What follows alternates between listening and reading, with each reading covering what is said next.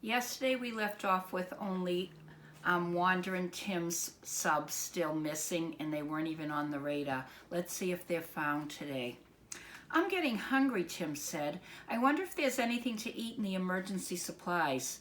It was just like Tim to think of food at a time like this. Suddenly, we heard a terrible slapping noise, and our whale sub started rocking back and forth. Oh, this is bad, I said. Tim, what is that sound? Tim was quickly flipping through pages of Captain Gill's handbook when the book flew out of his hands.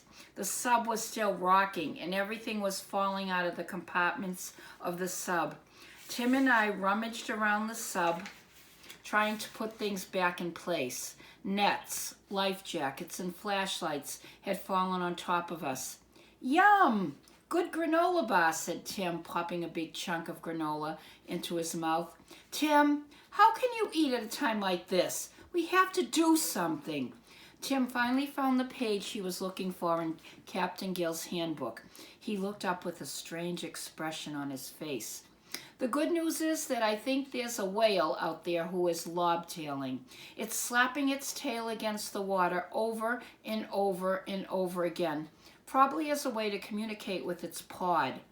The bad news is it could go on for a long time, and we're going to keep rocking. A Lot of Peas in a Pod by Wanda. Many kinds of whales swim in groups called pods. A pod is like a whale's extended family, and it can include 10 to 1,000 whales. I never knew it could be that big. Suddenly, I noticed water pouring into the bottom of the sub. Tim, we don't have long time. Water!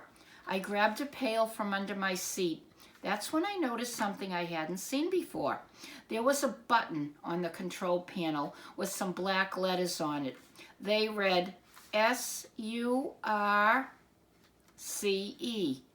Surce? I said. What does that mean?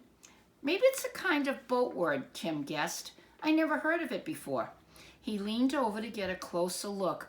Wait a minute, he said. There's a space between the R and the C. ... Hey, the black paint on a couple of the letters got rubbed off. I can just make out the shape of the letters. F and A. S-U-R-F-A-C-E, I spelled out. Surface, Tim said. We looked at each other. This is a mini submarine, I said. Submarines can go up to the surface of the water. If we push this button, ... We'll go up, they both said together. Do you want to try it, Tim asked me. I wasn't sure it was a good idea. On the other hand, the water was up past our ankles, and it was getting higher.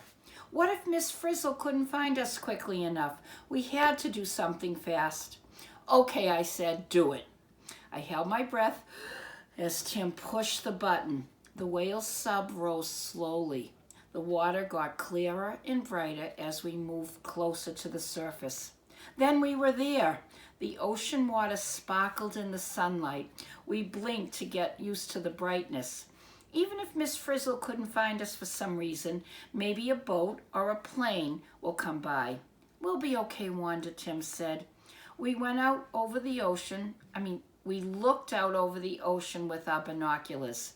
I see something, Tim, I called. Some dark bumps in the water. Maybe islands. Not unless islands move, Tim said. Those bumps seem to be floating towards us. In the next instant, the bumps exploded into the air. Whales, we cried.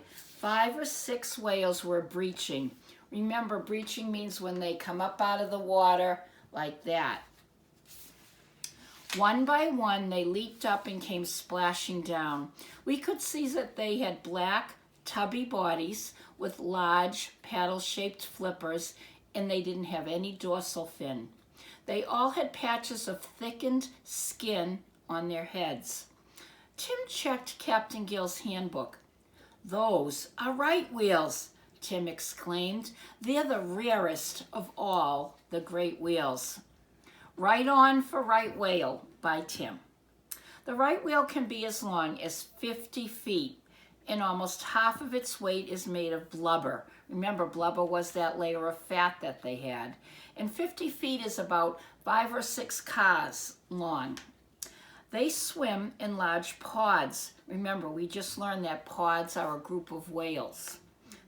They feed and they communicate with one another in the pods. Right whales are the most endangered of the great whales. What makes them so rare, I asked. The handbook says that whale hunters in olden times killed so many of the right whales that they were nearly wiped out of existence. They almost became extinct, that means. Whale experts think there are fewer than 500 right whales living in the northern Atlantic. And we're looking at some of them right now. Isn't that amazing? Wait until we tell Captain Gill about this. Here's an article from Captain Gill's Whale Watchers Handbook.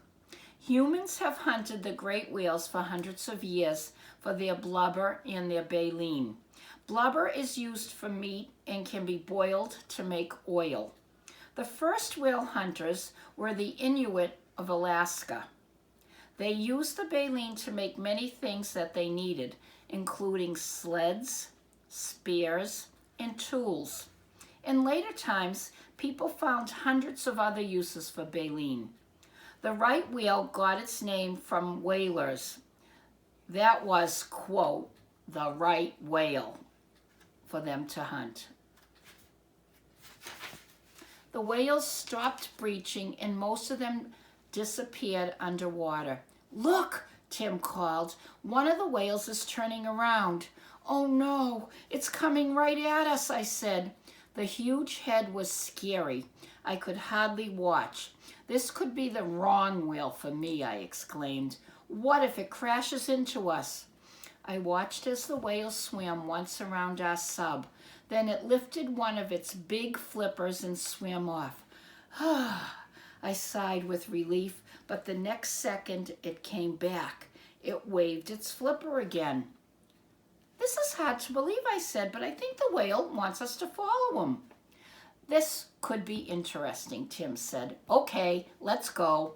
The whale moved slowly but steadily along, never too fast for our sub. Sometimes it held its tail up high like a sail on a boat. "That whale is smart," I said. "It's letting the breeze do all the work." Watching the right whale sail calmly through the ocean, I forgot to worry about the trouble we were in.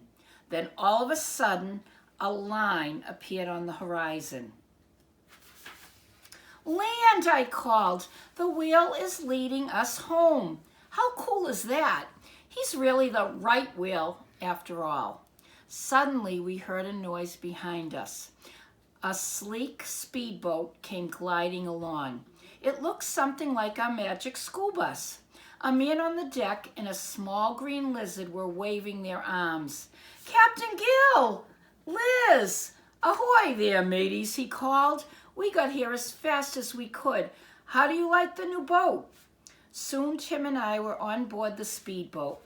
Miss Frizzle came out on the deck. She was glad to see that Tim and I were all right.